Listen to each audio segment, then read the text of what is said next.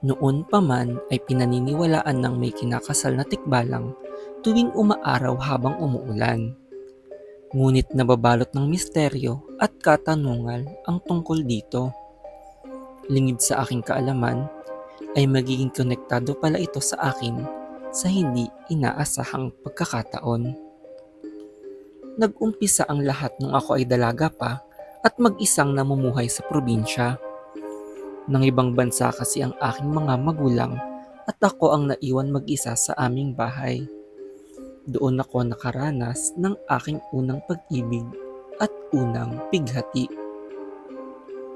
Bukod sa pagpapadala ng pera sa akin ng aking mga magulang, ay ako ang tagabantay ng negosyo naming manukan. Dahil dito ay marami akong nakakasalumuhang tao na nais bumili sa amin ng mga manok. Doon ko nakilala si Anton at nabighani ako sa kanya.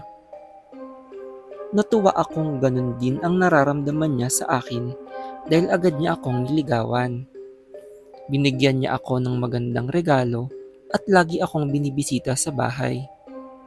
Di nagkatagalan ay pinakilala ko siya sa aking mga magulang at namanhikan siya sa amin. Binasbasan ng aking mga magulang ang aming relasyon kahit na ako ang kanilang unika iha. Nagsama kaming maligaya ni Anton ng ilang buwan bago naming pagpasyahan na nais naming ikasal.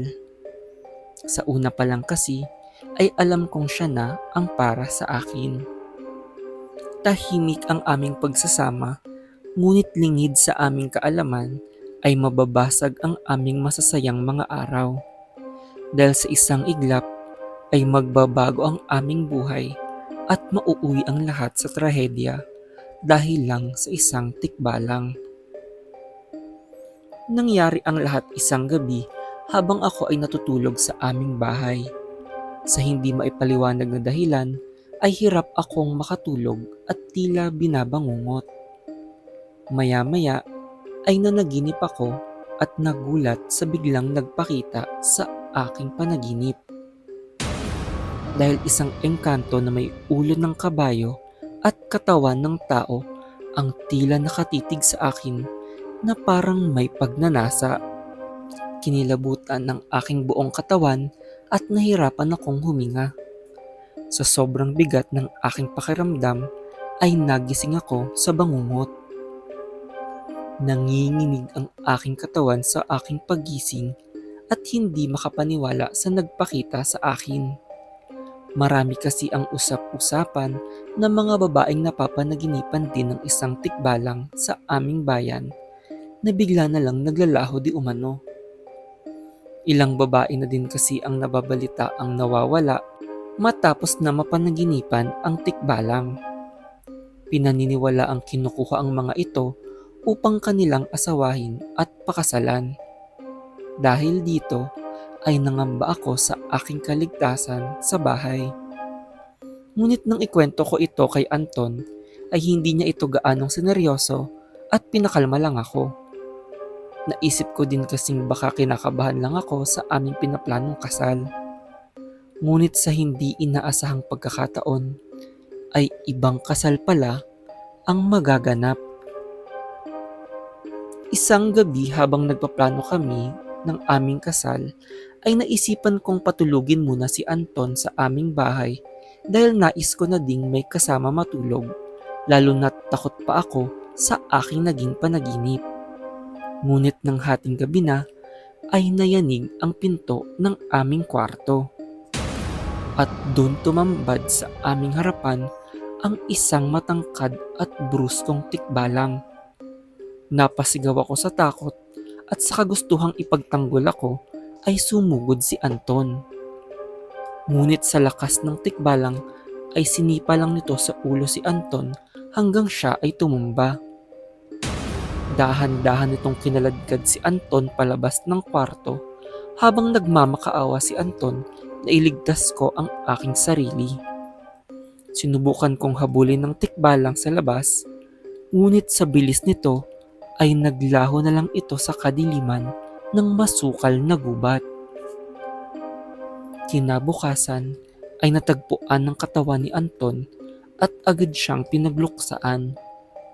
Hindi ako makapaniwalang sa isang iglap ay namatay na lang ang aking pinakamamahal na tao sa buhay. Sa isang iglap ay naguho ang aming mga plano at pangarap.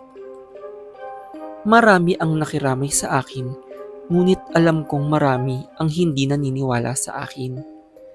Ayon sa kanila ay malamang ay mabangis na hayop ang umatake kay Anton at nadala lang ako ng damdamin ko kaya inakala kong isang tikbalang ang aking nakita.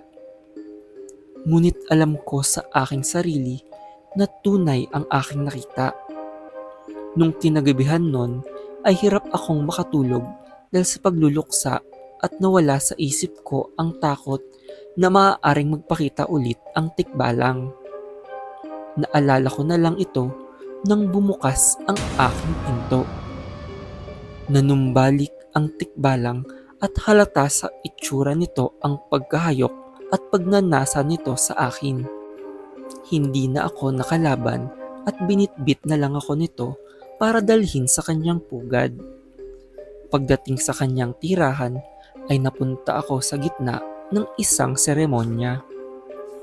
Binihisan ako ng tikbalang habang may ibang mga engkanto ang nakapalibot sa amin. Hindi ko maintindihan ang salitang kanilang mga binibigkas, ngunit ako ay patuloy lamang sa pagdarasal. Doon ko naalala ang kwintas na bigay sa akin ni Anton. Sa kwintas na iyon ako humugot ng lakas at pagdarasal. Naalala kong binigay iyon sa akin ni Anton para pakalmahin ako nung ako ay binangungot. Ayon sa kanya, ay binasbasan ito ng pari para magkaroon ng proteksyon laban sa mga masasamang espiritu.